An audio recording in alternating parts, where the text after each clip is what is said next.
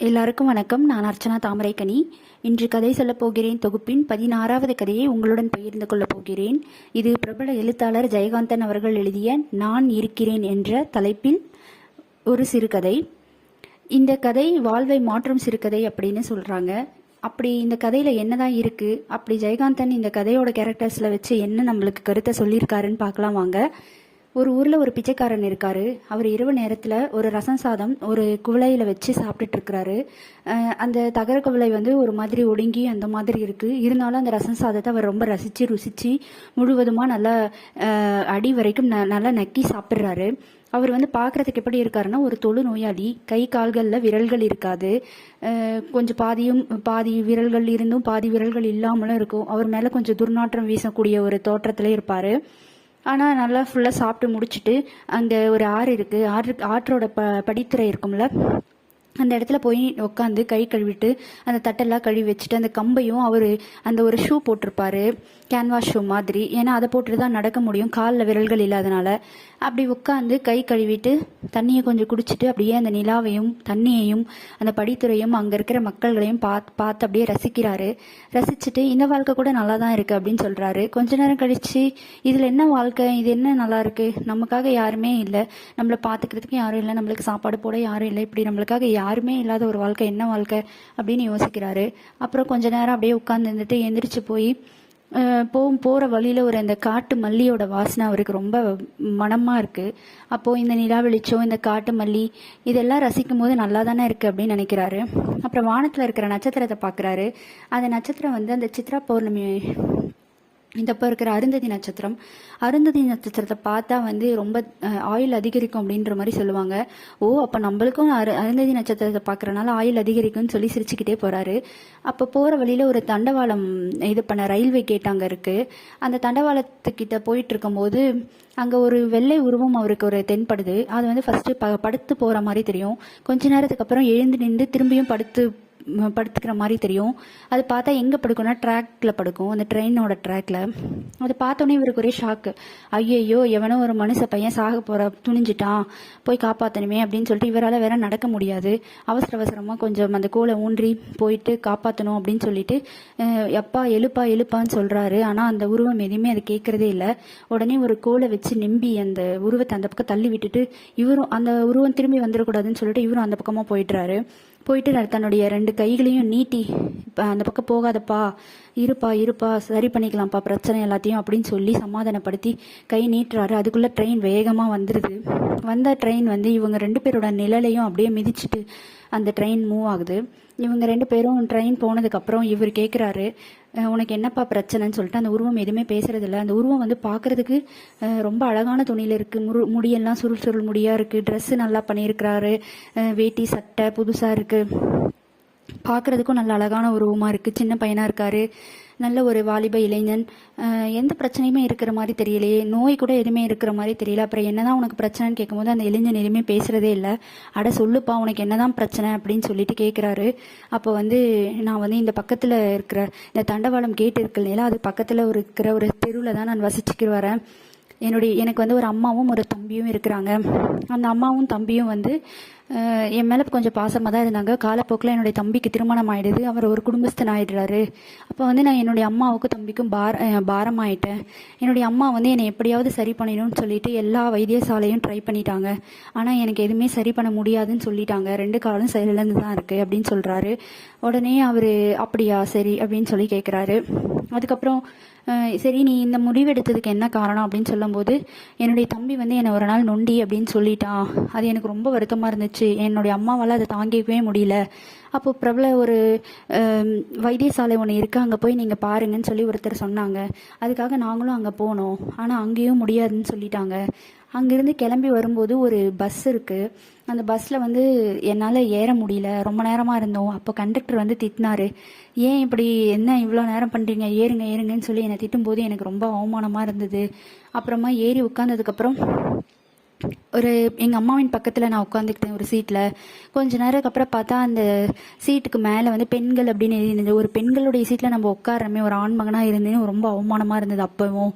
அப்போது ஒரு பெண் வந்து அந்த பஸ்ஸில் ஏறுறாங்க. ஏறும்போது என்னுடைய பக்கத்தில் வந்து நிற்கும் போது எனக்கு இதுவாக இருந்தது.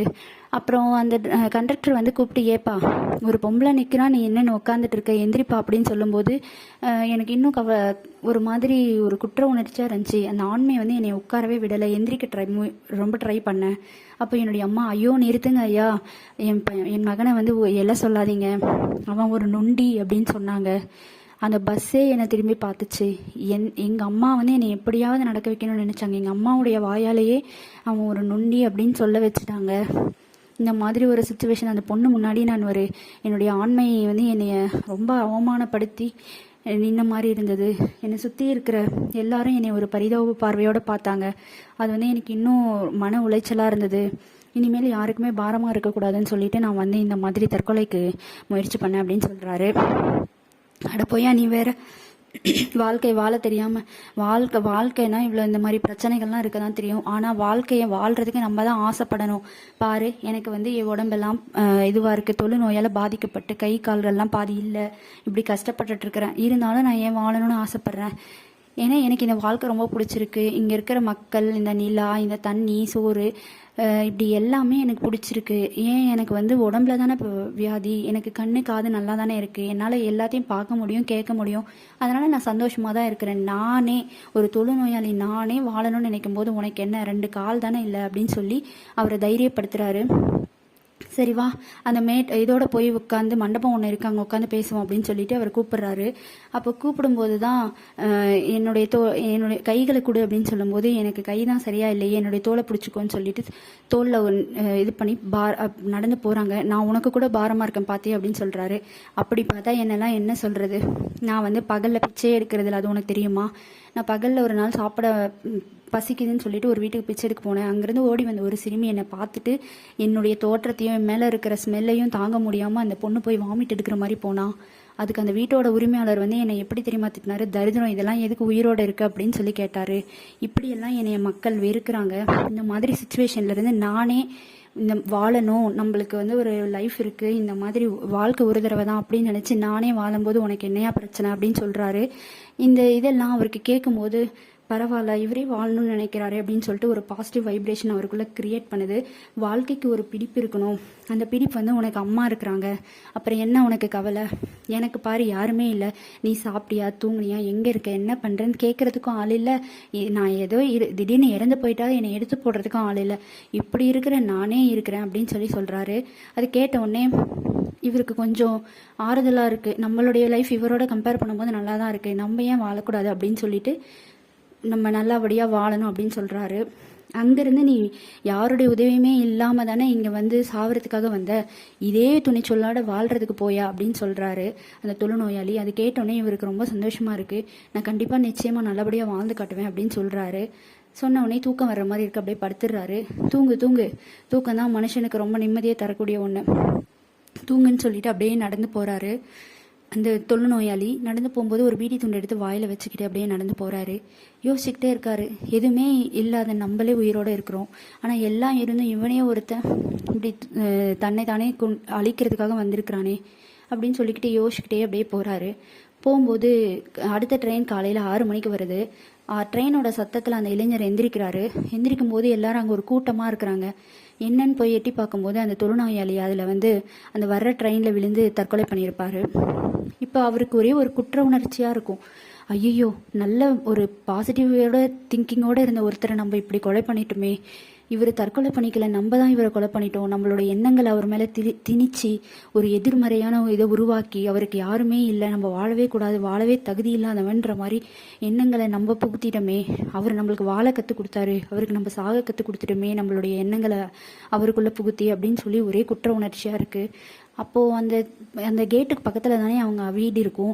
அதனால் அந்த இளைஞரோட அம்மா வந்து பதறி அடிச்சுட்டு வருவாங்க. ஐயோ மகனே, என்னுடைய மகனே, என்னை விட்டுட்டு போயிட்டியா, நான் உனக்காக எவ்வளோ கஷ்டப்பட்டேன் அப்படின்னு சொல்லிட்டு வராங்க. அப்போ இவர் சொல்கிறார், அம்மா நான் இல்லை, அது என்னை காப்பாற்றி என்னை வாழ வைக்க வந்த ஒரு தெய்வமான ஒருத்தர் வந்தார், அவர் தான் அந்த தொழுநோயாளி. இப்போ அவர் இல்லாமல் போயிட்டாரு. என்னுடைய எண்ணங்கள் வந்து அவருக்குள்ள ஒரு தவறான எண்ணத்தை விதைச்சிருச்சேம்மா, அதுக்கு நான் காரணமாயிட்டேனே அப்படின்னு சொல்லி 2 பேருமே அழுகுறாங்க.